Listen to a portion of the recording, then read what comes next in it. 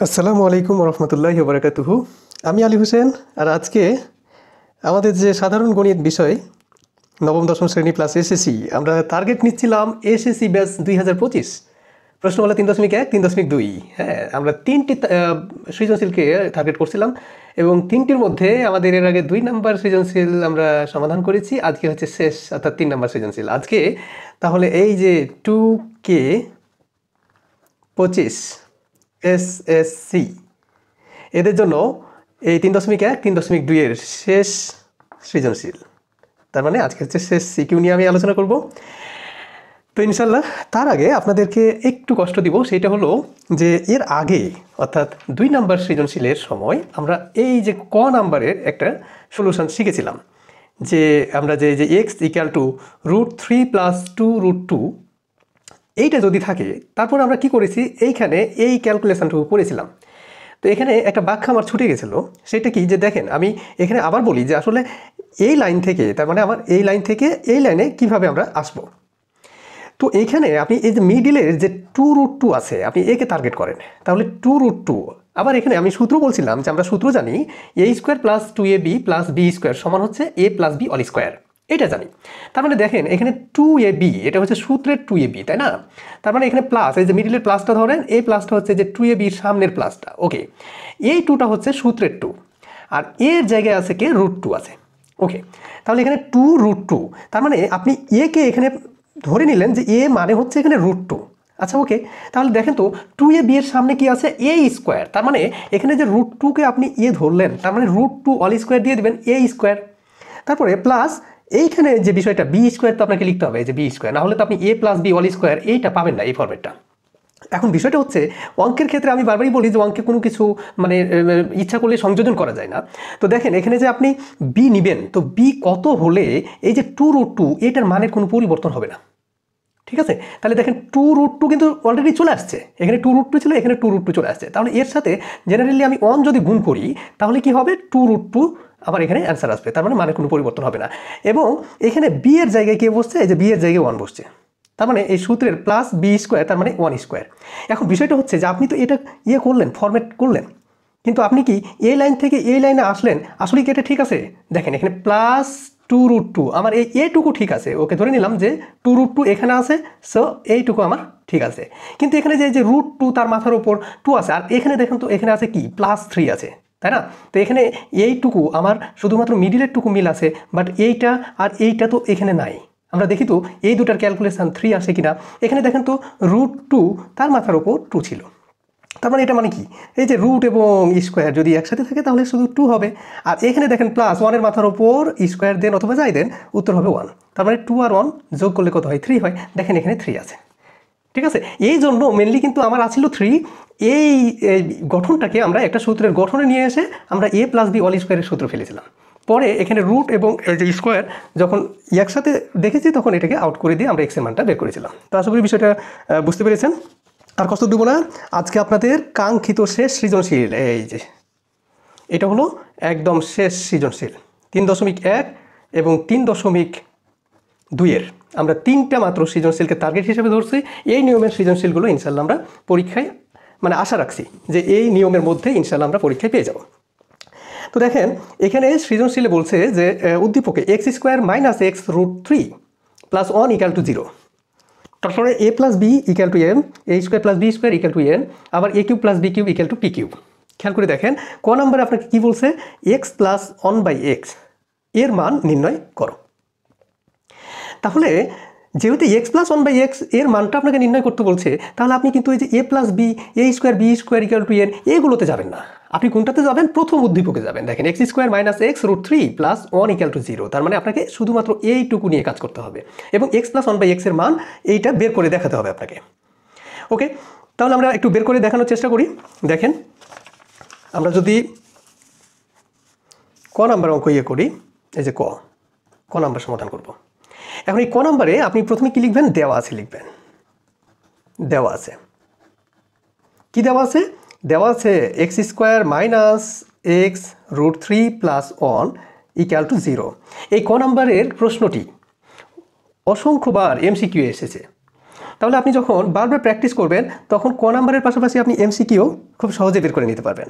তো আপনার মেন টার্গেটটা হবে, দেখেন এখানে এক্সের মাথার ওপর যত পাওয়ার আছে, এখানে দেখেন এক্স এইটার পাওয়ার দেখেন তার অর্ধেক আছে। খেয়াল করে দেখেন, এক্সের মাথার ওপর কোনো পাওয়ার নাই, মানে কত আছে? 1 আছে।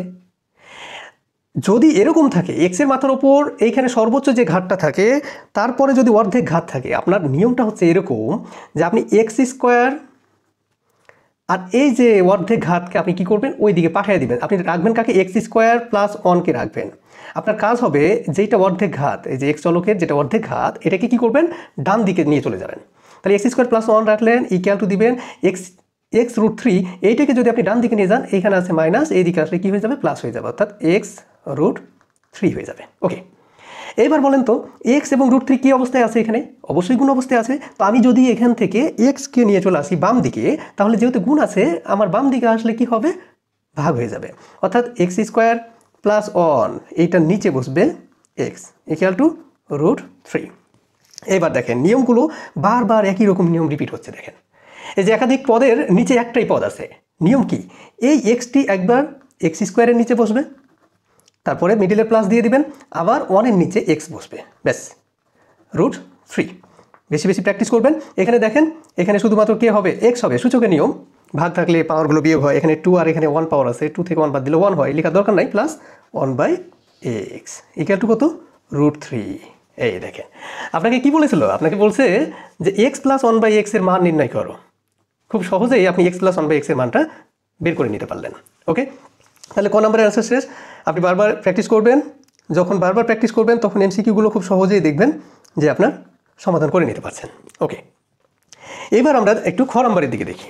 খ নম্বরে কী বলছে দেখেন, খ নম্বরে বলছে x minus 1/x all square এবং x cube plus 1/x cube এর মান নির্ণয় করো। তার মানে আপনাকে এখানে দুইটা মান নির্ণয় করতে বলছে। তো এই ধরনের অঙ্ক দেখলে তো আপনি আরও খুশি হয়ে যাবেন, যেহেতু শুধুমাত্র সিম্পল মান নির্ণয় করতে বলছে, তাই না? তাহলে এই দুইটা অঙ্ক আমি বেশি আপনাদেরকে ওই সমাধান করে বা ব্যাখ্যা করে দেখানোর চেষ্টা করব না, জাস্ট আপনারা একটু দেখবেন। এই খ নাম্বার দেখেন, খ নম্বরে আমি কী লিখে রেখেছি দেখেন। আপনাদের খ নম্বরের প্রশ্ন হচ্ছে এক্স মাইনাস 1/x অল স্কোয়ারের মান নির্ণয় করো। তাহলে আপনি কী লিখবেন? এখন লিখে তারপরে x minus 1/x all square লিখে দেবেন। তো আপনার x minus 1/x all square যেহেতু মান নির্ণয়ের ক্ষেত্রে অনুসিদ্ধান্ত ব্যবহৃত হয়, তাহলে আপনি কি জানেন? A minus b all square equal to a plus b all square minus 4ab। এইটা আপনি অনুসিদ্ধান্ত জানেন। এখন বিষয়টা হচ্ছে যে আপনার এখানে এক্স প্লাস 1/x এইটার মান কিন্তু আপনার আছে। কোথায় পেয়েছেন? আপনি এই যে ক নাম্বারে কিন্তু আপনি এক্স প্লাস 1/x এর মানটি পেয়ে গেছেন। ওকে, এক্স প্লাস 1/x এর মানটি আপনি ক নাম্বারে পেয়ে গেছেন, রুট 3 ছিল। তাহলে আপনি কি করবেন? এখানে এক্স প্লাস 1/x এর মানটি এখন বসিয়ে দেবেন। আমরা এখানে a minus b all square এইটা অনুসারে a plus b all square minus 4ab, এখানে এক্স ওপরের আর এক্স নিচের কেটে গেল। এক্স প্লাস 1/x এর মান হচ্ছে রুট 3। এইখানে লিখবেন যে ক থেকে প্রাপ্ত, এভাবে ক থেকে প্রাপ্ত, সাইড নোটগুলো পাশে দিয়ে দিবেন। এখানে প্রাপ্ত x plus 1/x equal to হচ্ছে রুট 3, এইভাবে থার্ড ব্র্যাকেট দিয়ে দিবেন। ওকে, এই যে রুট এবং স্কোয়ার একসাথে ভ্যানিশ হয়ে গেল, 3 মাইনাস 4। এবার দেখেন 4 থেকে 3 বাদ দিলে হচ্ছে -1 হবে, এই তো। এবার কি করবেন? আপনার দরকার তো হচ্ছে এক্স মাইনাস 1/x স্কোয়ারের মান, তাই না? তার মানে আপনার সহজেই এই যে এখানে x minus 1/x all square equal two -1। আচ্ছা, যদি আপনাকে বলতো যে এক্স মাইনাস 1/x এর মান বের করো, তাহলে কি আপনি পারতেন না? তাহলে ঠিক একইভাবে এই পর্যন্ত করার পর আপনি শুধু কি করতেন? এই জায়গাটাতে শুধুমাত্র এখানে রুট করে দিতেন।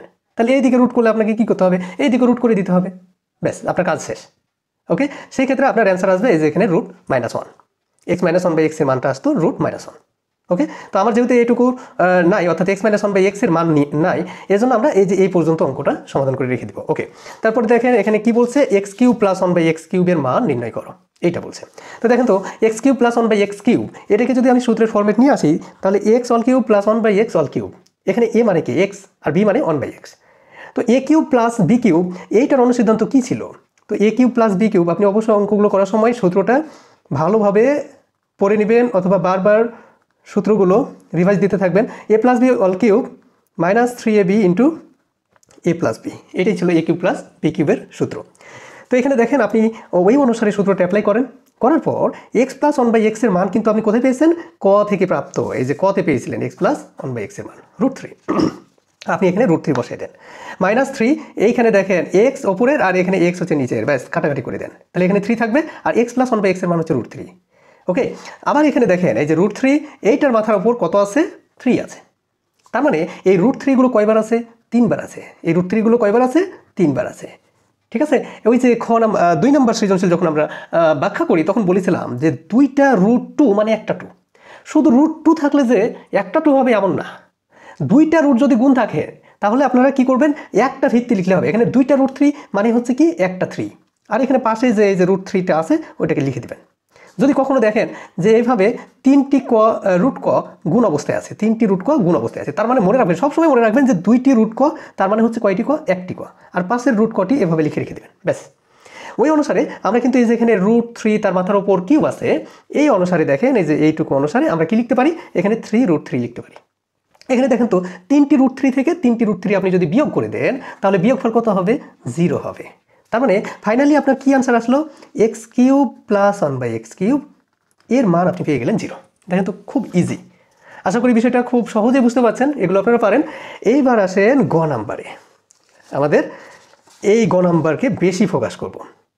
এই ক এবং গ। খ নাম্বার তো আমরা এর আগেই যে দুইটি আমরা সৃজনশীল দিয়েছি, এই দুইটি সৃজনশীলে খ নাম্বারের অ্যান্সারটা আমরা বারবার করেছি। এবার দেখেন গ নাম্বার। তো গ নাম্বারের অ্যান্সারগুলো আমরা করেছি, তো আমরা একটু দেখবো যে গ নাম্বার কীভাবে করবো আমরা। তো দেখেন গ নাম্বারের কী বলছে দেখেন, প্রথমে দেওয়া আছে কী কী মান দেখেন। আপনি গ নাম্বার লিখেন,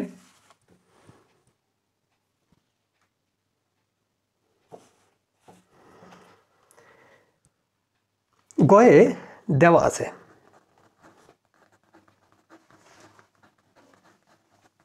উদ্দীপকে কি দেওয়া আছে? a + b = m দেওয়া আছে। ওকে, এই দেখেন a + b = m দেওয়া আছে। আর কি দেওয়া আছে? আর দেওয়া আছে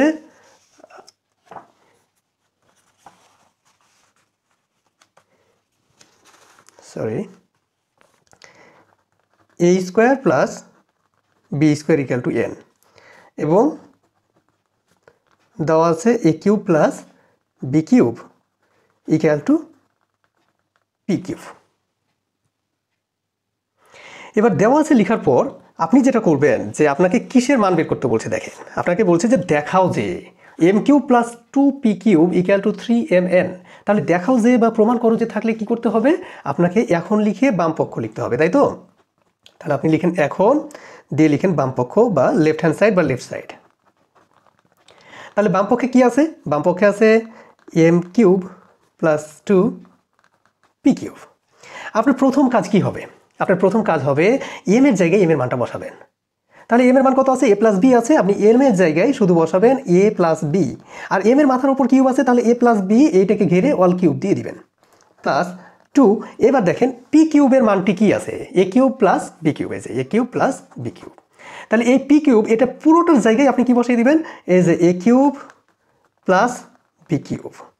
এখানে ব্র্যাকেটের মধ্যে লিখবেন। যদি ব্র্যাকেটের মধ্যে না লিখেন তাহলে বিষয়টা এরকম হবে যে ছিল কি 2, এবার আপনি বলছেন যে আমি এই p³ এর মানটা বসাই দেবো কত না, তো a³ + b³ এইটা দিয়ে আপনি আর ব্র্যাকেট দিয়ে ঘিরছেন না।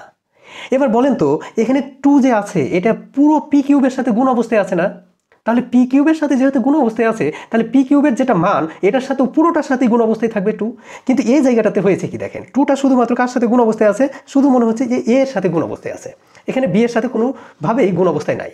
এজন্য আপনার এটা 2টা পুরোটার সাথে গুণ অবস্থা বোঝাতে আপনি কি করবেন? এটাকে ব্র্যাকেট দিয়ে ঘিরে দিবেন। তাহলে 2 একবার a³ এর সাথে আছে, b³ এর সাথে আছে, পুরো মানের সাথে গুণ অবস্থায় আছে।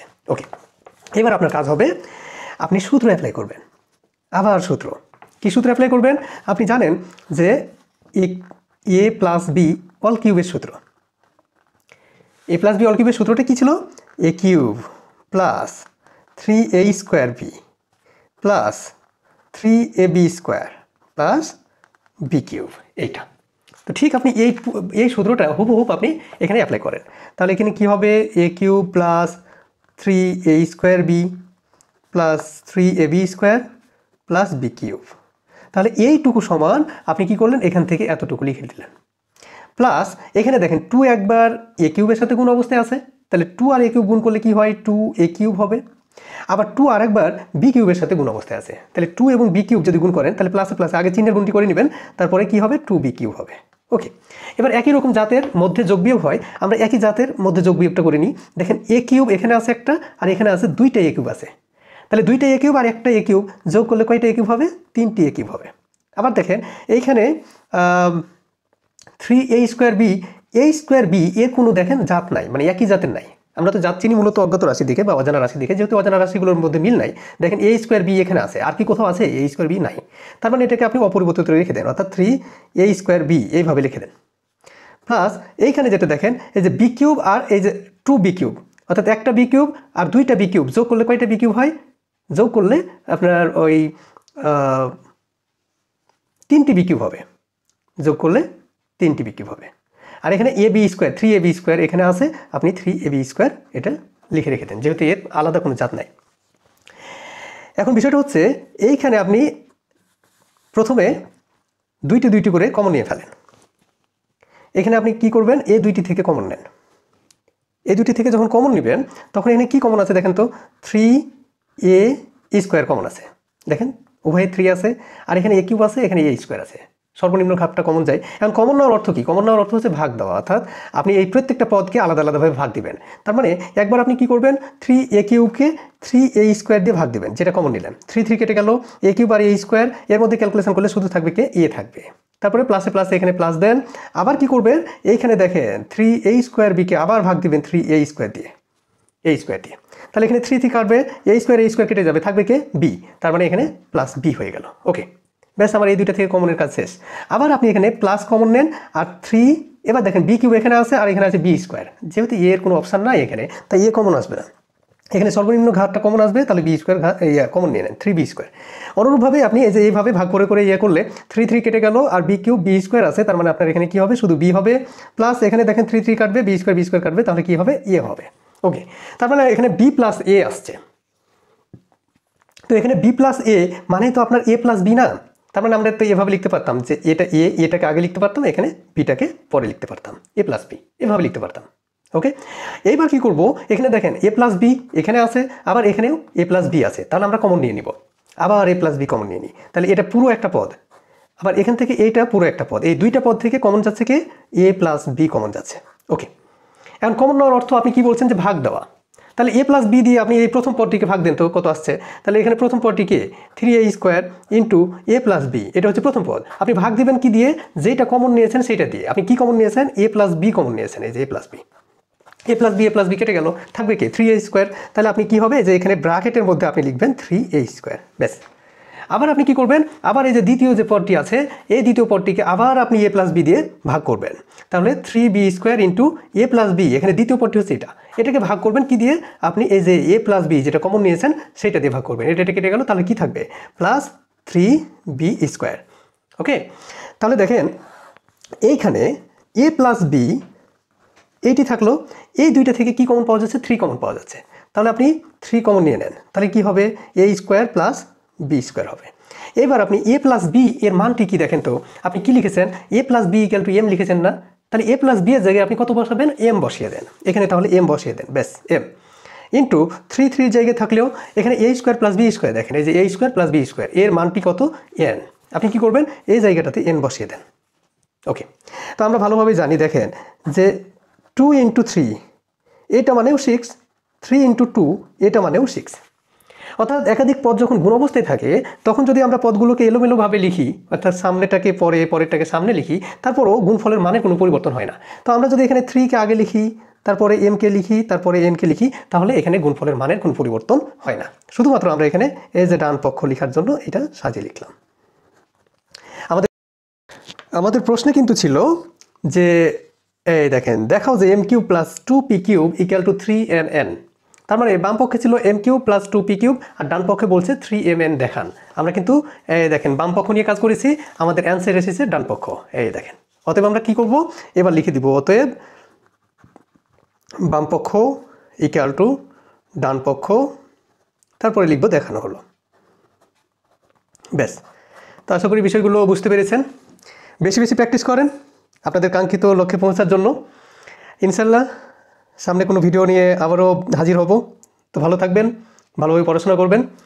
আসসালামু আলাইকুম ওয়া রাহমাতুল্লাহি ওয়া বারাকাতুহু।